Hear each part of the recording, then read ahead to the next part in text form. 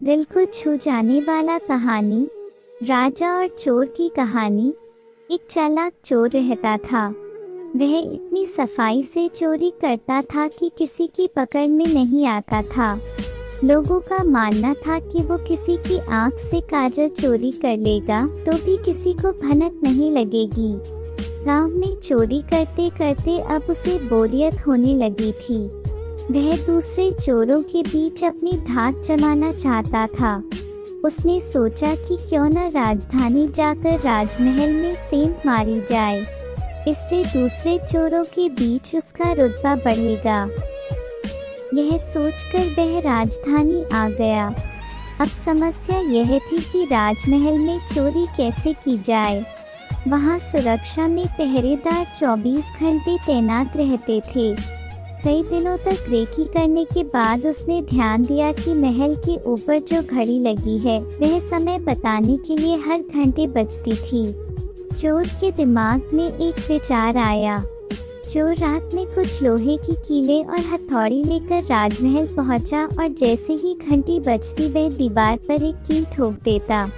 इससे घंटी की आवाज़ में हथौड़े की आवाज़ दब जाती और किसी को पता भी नहीं चलता था। इस तरह उसने 12 कीलें ठोक दी। उन कीलों के सहारे वह महल में दाखिल हो गया और हीरे जवाहरात चोरी करके रफू चक्कर हो गया। अगले दिन जब राजा को चोरी का पता चला तो उसे यह जानकर बड़ी हैरानी हुई कि इतनी सुरक्षा के बावजूद भी कैसे कोई राजमहल से चोरी करने में कामयाब हो सकता है।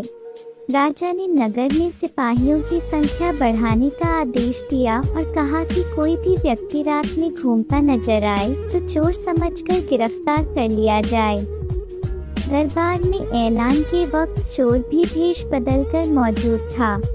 उसने चालाकी से पता लगा लिया कि कौन कौन से सिपाही इस काम के लिए चुने गए हैं। उसने उन सिपाहियों के घर का पता लगाया और साधु का भेष धारण करके उनके घर पहुंच गया। वहां उसने पाया कि सभी सिपाहियों की पत्नियां चाहती थी कि उनका ही पति चोर को पकड़े। इस बात का फायदा उठाते हुए उसने सभी की पत्नियों को कहा कि पूरी रात तुम्हारे पति चोर की तलाश में बाहर रहेंगे। इस बीच चोर तुम्हारे पति का वेश धारण कर घर में घुसने की कोशिश करेगा। भले ही वह तुम्हारे पति की आवाज़ निकाले लेकिन तुम उसे अंदर मत आने देना और गन कोयला फेंकना। इससे चोर घायल हो जाएगा और पकड़ा जाएगा। पत्नियों ने हामी भर दी। वहीं सिपाही पूरी रात गश्त करते रहे और चोर की तलाश करते रहे। सुबह के 4 बजे गए थे। सभी सिपाही चोर को ढूंढते ढूंढते थक गए। तभी सारे सिपाहियों ने सोचा कि अब घर चलकर थोड़ा आराम कर लेते हैं। जब वे घर पहुंचे और दरवाजा खटखटाया तो पत्नियों को शक हुआ। उन्होंने सोचा कि साधु की बात सच हो गई। जरूर ये चोर है जो भेष बदल कर आया है।